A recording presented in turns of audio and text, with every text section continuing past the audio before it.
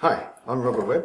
I'd like to show you my latest creation, which is this model based on the 120 cell, which is a four-dimensional polytope that has 120 dodecahedra for its sides. It's often thought of as the four-dimensional equivalent of the dodecahedron. This model just has 21 of those 120 cells, 10 in blue, 10 in green, and one red one here for the base. So this has been projected from 4 dimensions into 3 dimensions using a perspective projection. Let me show you what that means. So here's a pentagon. This is a 2-dimensional shape and it has 1-dimensional sides. Now think of a dodecahedron. Now it has 12 sides, which are each pentagons. Its sides are 2-dimensional. The equivalent in 4 dimensions means each side is 3-dimensional. And so in this case, each side is a dodecahedron and they all get distorted as they're projected into 3 dimensions, just as most of the pentagons here are distorted because we're looking at them side on. So this model shows 2 rings of 10 dodecahedra attached end to end and then wrapped around to form a ring. And it shows that these rings don't touch each other. There are rings of dodecahedra that completely miss each other. And you're thinking, how can you join dodecahedra end to end and have them join back in a loop? Well, it's like in 2 dimensions. If you have a series of hexagons, you keep attaching them end to end, it's never going to go back into a loop, unless you have a 3rd dimension where you can wrap them around and attach them end to end. It's the same thing in 4 dimensions. The extra dimension allows you to turn the ring back onto itself. So how did I construct this model? Let's go back to the start and find out. Start up Stellar 4D, and I'm going to start by changing the layout to a single view, and I'm going to load the 120 cell from the 4D library, which is a regular polytope, so it's in this list. There's the 120 cell, and there it is. Now what we need to do is hide the cells we don't want. The quickest way to do this is probably to go into coloring mode and change the colors of the cells we want to keep, and then we can hide all the remaining cells. First set the color of just one cell. Select it with Shift click, go to the color menu, set single cell color, which is also Control C is the shortcut, make it green. If we shift click on the background, it'll unselect it and we can see that it's green. Now the trick is knowing which cells to color after that. So you just have to kind of get the knack of that. We're going to go into coloring mode. Now in this mode, I can control click on a cell to copy its color from the previously selected cell. So let's do that. But it is tricky to see which ones to select. You can select some other ones and hide them just for now. While we're still in color mode, you can select a cell with control right click and it won't change its color. Now we can go control H to hide it, or you show hide selected cell. Now we get a better view inside here. Now we select that one again with control right click and then control left click on another one to copy its color across. It's just a matter of spotting which cells are appropriate around this ring that we want. You can kind of see them continue around that ring there. I think I'm doing it right.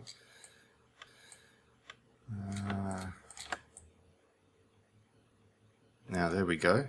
If we hide all the other cells now, the red ones, with just H, you can change the size of these cells by holding down Control and Shift and then the left mouse button and dragging.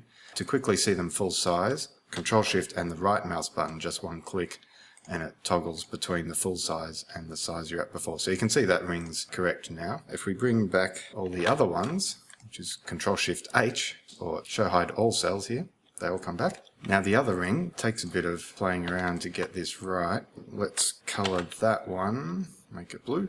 And same thing as before, we're going to copy that blue onto all the other relevant cells. One idea is to rotate it so that the ones you've done so far are in a line, and then everything else you're looking for is also going to be in that line, which makes it a bit easier to spot which ones you're after. Okay, I'm going to leave coloring mode now. You can just hit escape or click on the button over on the left there. Now I'm going to select one of the red ones and hide them all, and there we have it, 2 interlocking rings. Now you can turn the wireframe off here and see just the rings that you're after.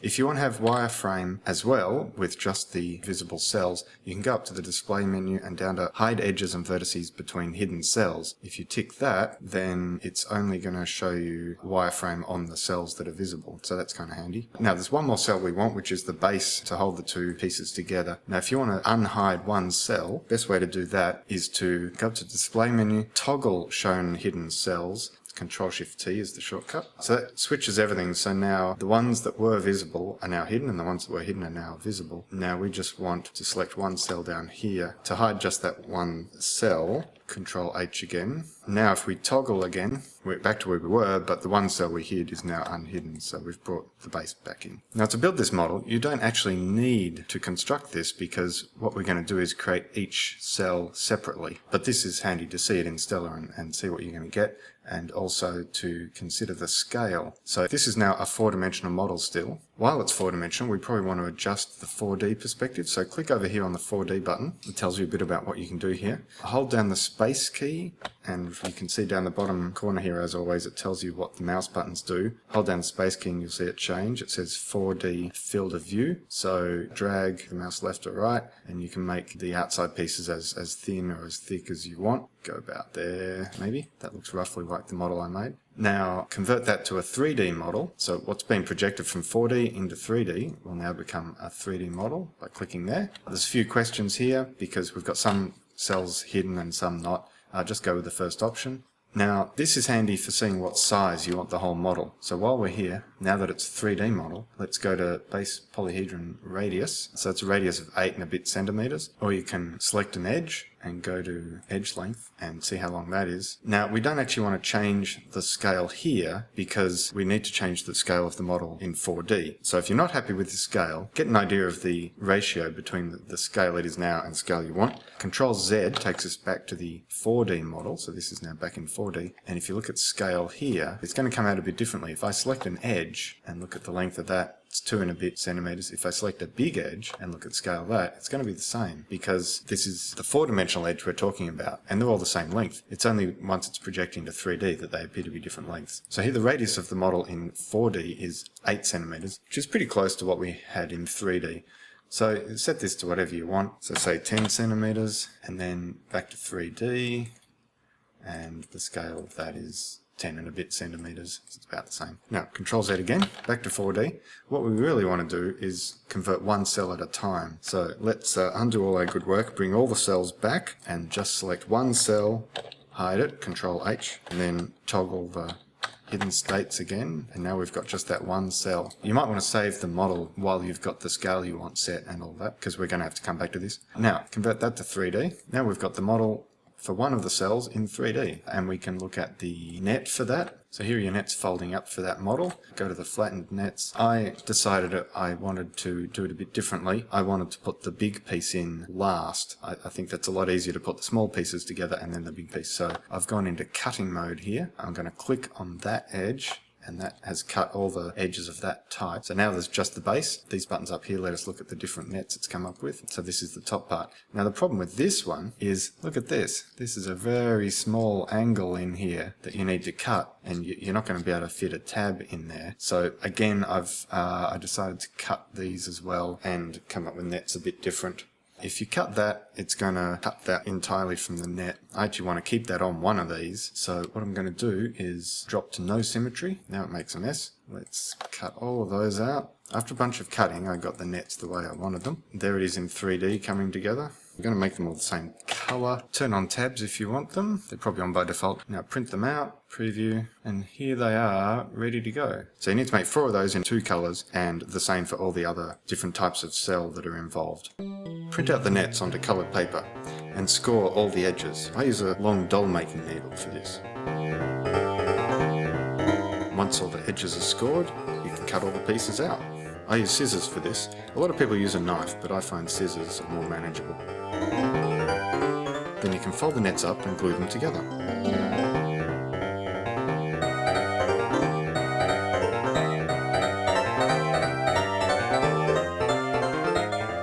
At this point, you can see that this part is quite flexible.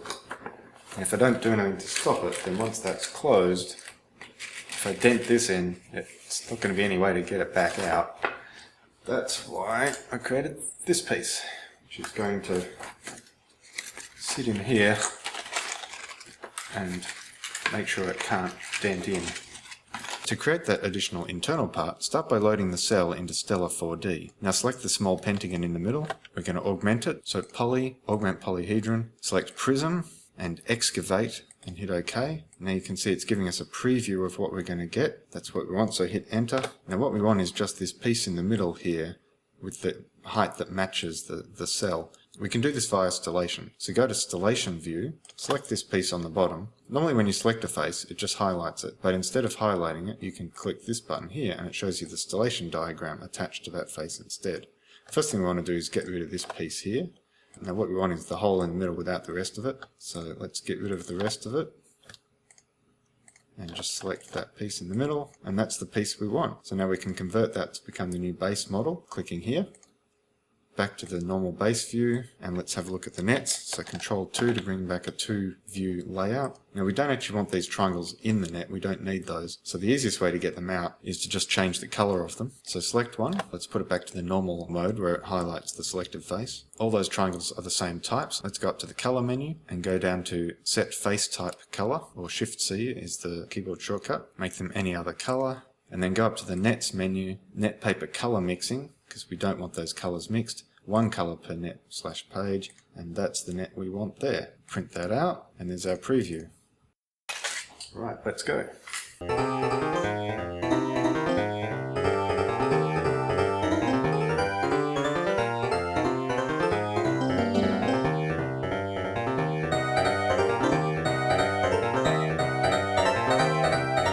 And once all the individual cells have been created, you can then glue all of them together to form the final model.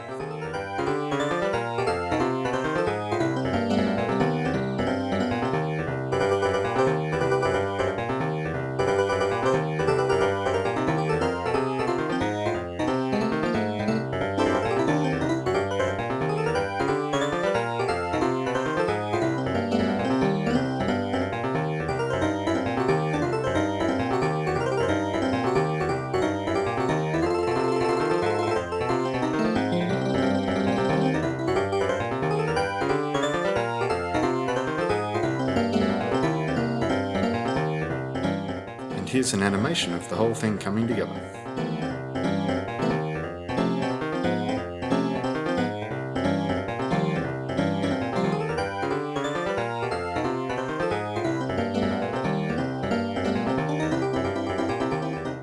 So that's it. Thanks for watching.